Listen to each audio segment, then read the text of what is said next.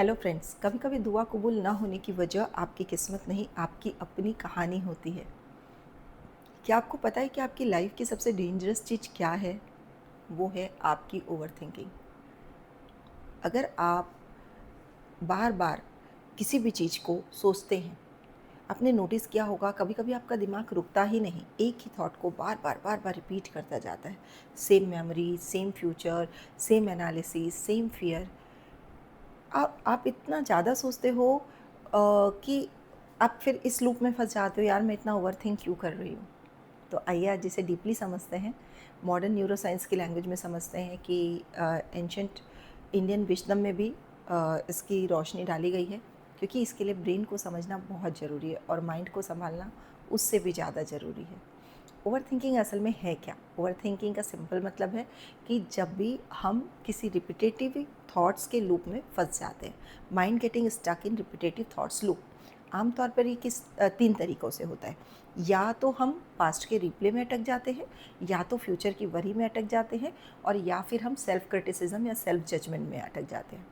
तो पहला लेते हैं कि हम पास्ट की मेमोरीज़ को बार बार रिपीट कर रहे हैं कि यार ऐसा क्यों हुआ, मैंने ऐसा क्यों कहा। या फिर सेकंड, हम फ्यूचर का वरी कर रहे हैं, यदि ऐसा हो गया तो क्या होगा, मैं फेल हो गई तो लोग क्या कहेंगे, पता नहीं कैसा है मेरा भविष्य। और तीसरा सेल्फ एनालिसिस, जिसमें हम यार मैं इतनी स्टूपिड क्यों हूँ, मैंने क्या पता लोग मेरे बारे में क्या सोच रहे होंगे। तो ये तीनों ही तरीक़ों से यदि मन उलझ जाता है तो ओवर थिंकिंग शुरू होती है। अब आते हैं कि ब्रेन ऐसा करता क्यों है। सबसे इम्पॉर्टेंट बात, आपका ब्रेन आपका दुश्मन नहीं है। ब्रेन का प्राइमरी फंक्शन है आपकी सर्वाइवल और आपकी सेफ्टी। जब भी आप ओवरथिंक करते हैं तो ब्रेन एक्चुअली प्रॉब्लम को सॉल्व करने की कोशिश कर रहा होता है। उसे लगता है कि यदि मैं इसे एनालिसिस नहीं करूँगा तो मैं एनालिसिस करूँगा तो मैं इसे फ्यूचर के डेंजर से बच जाऊँगा। इसीलिए ओवर थिंकिंग से ब्रेन अपना इसको एक प्रोटेक्शन मैकेनिज़्म बनाता है ओवर थिंकिंग को।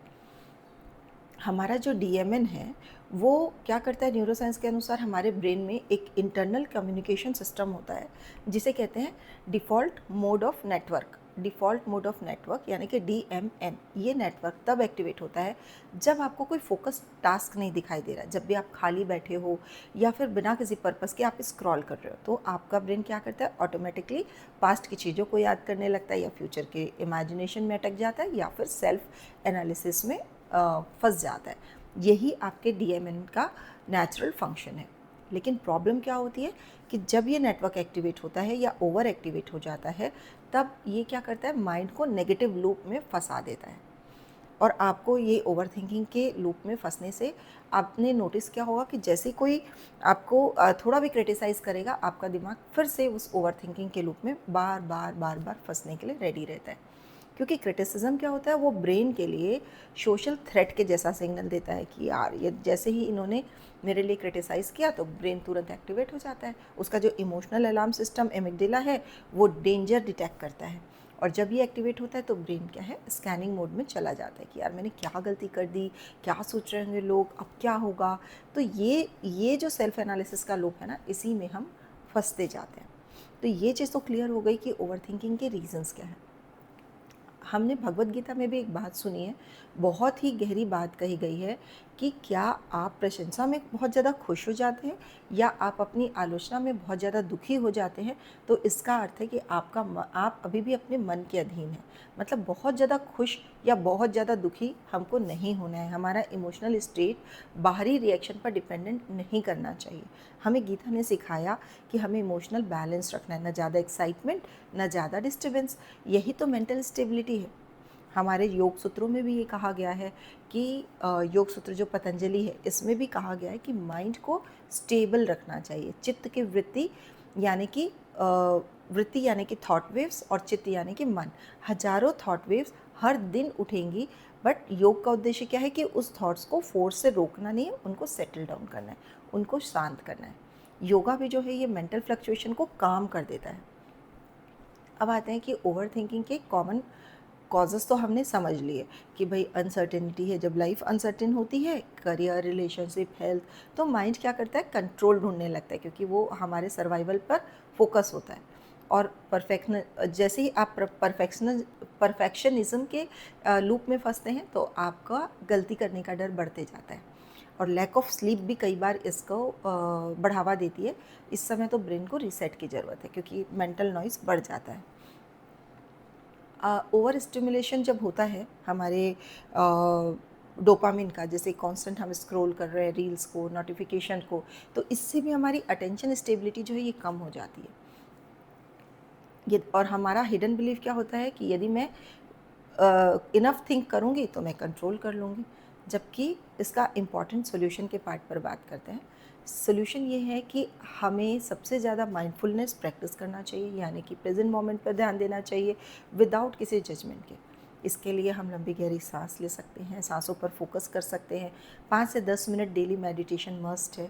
स्ट्रेट बैठ जाइए, स्लो इनहेल कीजिए, स्लो एक्सहेल कीजिए। थॉट्स आएंगे बट आने दीजिए और उनको जाने दीजिए, वापस अपनी सांसों पर लौट जाइए। सिंगल पॉइंट फोकस टेक्निक है एक, जिसमें आप डेली 5 मिनट किसी भी एक ऑब्जेक्ट पर फोकस करते हैं, जैसे कि दीपक की लौ पर या कोई मंत्रा चैंटिंग पर। बालकनी पर बैठकर आप स्काई को ऑब्जर्व कर सकते हैं। ये सारी प्रैक्टिस जो है अटेंशन की स्टेबिलिटी को बढ़ाती है और डीएमएन की एक्टिविटी को थोड़ा रिड्यूस कर देती है। थर्ड प्रैक्टिस हम कर सकते हैं कि अपने थॉट्स को लेबल कर सकते हैं। जैसे ही थॉट्स आए हम साइलेंटली कह सकते हैं कि ये तो सिर्फ एक थॉट है। 90% थॉट्स एक्यूरेट नहीं होते, इसे पकड़ना ज़रूरी होता है और इसे देखना और इसे जाने देना भी ज़रूरी होता है। तो थॉट्स को लेबल करना शुरू कीजिए कि मुझे किस टाइप के थॉट्स आ रहे हैं। उसके बाद आता है कि हमारी बॉडी को रेगुलेट करना चाहिए। चौथा सॉल्यूशन है डीप ब्रीदिंग के थ्रू 5-10 मिनट लॉन्ग एक्सेल जो करते हैं हम, इससे भी हमारा नर्वस सिस्टम काम होता है और जब हमारी बॉडी काम होती है तो हमारा माइंड भी काम हो जाता है। पांचवा सॉल्यूशन है कि आप डिटैचमेंट प्रैक्टिस कर सकते हैं। रिजल्ट के साथ चिपकना बंद कर दीजिए। आप आउटकम पर ऑब्सेशन मत रखिए, खुद से पूछिए कि क्या ये मेरे कंट्रोल में है। यदि हाँ है तो एक्शन लीजिए और नहीं है तो रिलीज़ कर दीजिए। ये सारी प्रैक्टिस यदि हम डेली करते हैं तो ब्रेन जो है ना, ये हमारा स्ट्रक्चर ही इसका चेंज हो जाएगा। ब्रेन का इंटरनल स्ट्रक्चर चेंज होने से एमिगडाला जो है ये वीक होगा और प्री फ्रंटल कॉर्टेक्स स्ट्रांग हो जाएगा, जो कि हमारा डिसीजन मेकिंग सेंटर है। यानी कि हम रिएक्ट कम करेंगे और रिस्पॉन्ड ज़्यादा करेंगे। तो ये चीज़ आज क्लियर हो गई कि ओवर थिंकिंग वीकनेस नहीं है, ये एक अनकंट्रोल्ड इंटेलिजेंस है।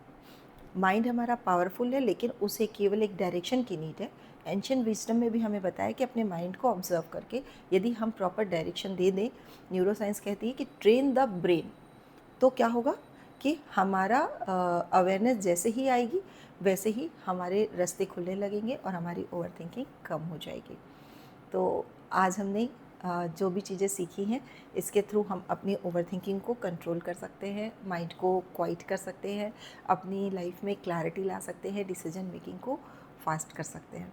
फ्रेंड्स, मैं हूं मनीषा अग्रवाल और मेरा काम है लोगों की लाइफ में रियल प्रूफ, रियल रिजल्ट्स ला कर देना, क्योंकि ताकि वो अपनी लाइफ में जल्दी ग्रो कर सकें।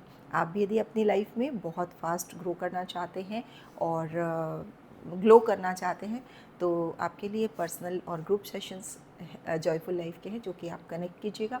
कॉन्टैक्ट डिटेल आपको डिस्क्रिप्शन में मिल जाएगी। फिर मिलते हैं नेक्स्ट वीडियो में, तब तक के लिए बाय बाय।